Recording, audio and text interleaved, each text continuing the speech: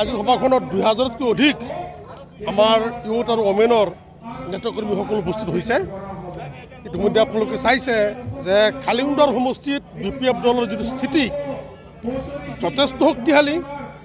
যোৱা 5 বছৰ প্ৰমোদ বড়োৰ নেতৃত্বত UPPL আৰু BJPয়ে তেওঁলোকৰ যিবিলাক কমিটমেণ্ট আছিল কোনো কমিটমেণ্ট তেওঁলোকে ফুলফিল কৰিব নোৱাৰিলে।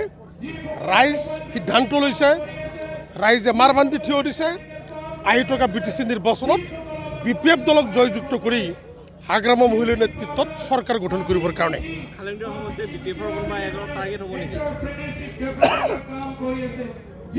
খালিংদৰ সমষ্টিত আমাৰ 2জন প্ৰাৰ্থী ইতিমধ্যে দলীয়ভাৱে এপ্লিকেশ্যন জমা দিছে।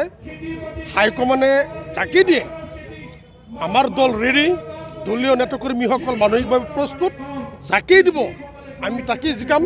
কাৰণ আমি চৰকাৰ গঠন কৰিব লাগে।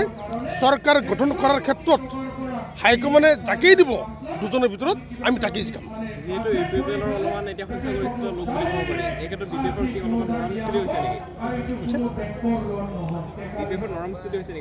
আৰু তেনেকুৱা নহয়, আমি নৰম আৰু গৰমৰ কথা নাই।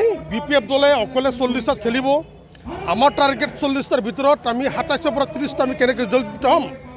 ইয়াতে কোনে কি গৰম কোনে কি নৰম ইয়াৰ লগত আমাৰ BPFৰ কোনো সম্পৰ্ক নাই। দল হিচাপে আমাৰ কাৰণে UPPL যেনেকৈ টাৰ্গেট, BJPও আমাৰ কাৰণে সমান টাৰ্গেট। এইটো জইনটো হ'বহে, এতিয়ালৈকে জইন হোৱা নাই। ইতিমধ্যে আহিছে আমাৰ 300তকৈ অধিক জইন কৰাৰ কথা আছে। আমাৰ সভাখন চলিছে আৰু এজনমানৰ বক্তব্যৰ পিছতহে জইনিং প্ৰগ্ৰামটো হ'ব।